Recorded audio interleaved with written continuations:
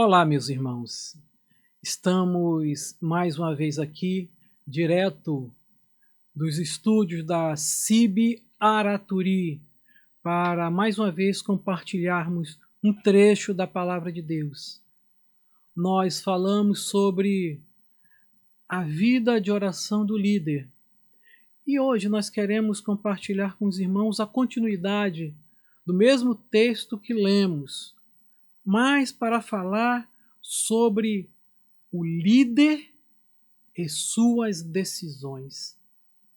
Eu quero ler para nossa meditação hoje o mesmo capítulo 6, só que leremos até o versículo 6, que assim fala: Naqueles dias, crescendo o número de discípulos, os judeus de fala grega, entre eles, queixaram-se dos judeus de fala hebraica, porque suas viúvas estavam sendo esquecidas na distribuição diária de alimento. Por isso, os 12 reuniram todos os discípulos e disseram: Não é certo negligenciarmos o ministério da palavra de Deus a fim de servir às mesas.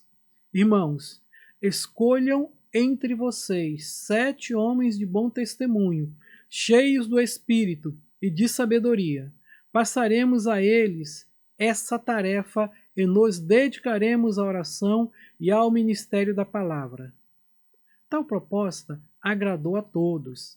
Então escolheram Estevão, homem cheio de fé e do Espírito Santo, além de Filipe, Prócoro, Nicanor, Timon, Pármenas e Nicolau, um convertido ao judaísmo, proveniente de Antioquia. Apresentaram esses homens aos apóstolos, os quais oraram e lhes impuseram as mãos. É muito interessante a gente perceber que a proposta dos apóstolos agradou a toda a comunidade cristã. Os irmãos que ali estavam reunidos foram concordes em relação àquelas indicações, a indicação daqueles 6 homens. Isso é um verdadeiro milagre, irmãos. Só Deus, através do seu Espírito, promove a unidade no seio da igreja. E nós podemos ver como esses líderes puderam corroborar na formação e no surgimento de outros líderes no seio da igreja. Os líderes convocaram uma assembleia e deram as características dos líderes, isto é, foram 7 homens dentre o próprio povo. Não chamou gente de fora da comunidade, mas chamou pessoas dentro do próprio povo.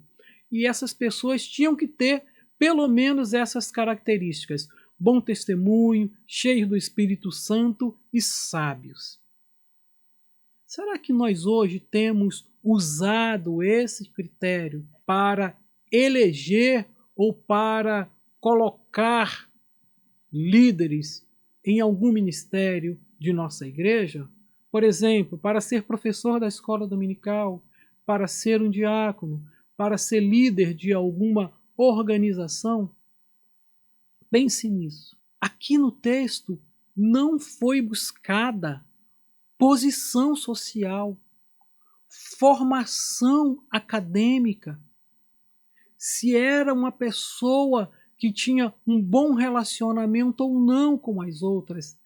Nenhuma característica exterior foi pensada em relação a essas pessoas, mas características espirituais, morais. Vamos pensar nisso. Deus busca homens fiéis e a igreja também deve caminhar por essa direção, deve caminhar nesse sentido, para que a igreja também seja formada por líderes que sejam fiéis a Deus e à própria igreja. Escolheram Estevão, e a partir do capítulo 7, nós vemos como Estevão age, a mensagem que ele traz.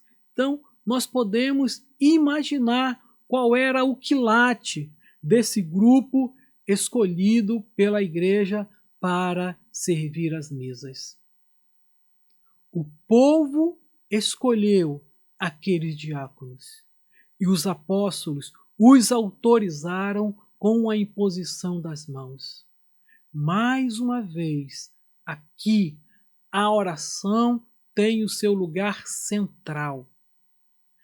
É através da oração que aqueles homens foram consagrados àquele serviço, demonstrando assim o valor da oração, demonstrando assim que nós precisamos estar orando constantemente, sem cessar, como Paulo ensina em 1 Tessalonicenses, capítulo 5, versículo 17. Não podemos prescindir da oração. E quando estamos diante de uma decisão tão séria, que estava afetando a pessoas tão vulneráveis como as viúvas, nós precisamos tomar decisões acertadas. Não podemos nos dar ao luxo de nos equivocar por falta de oração, por falta de orientação divina.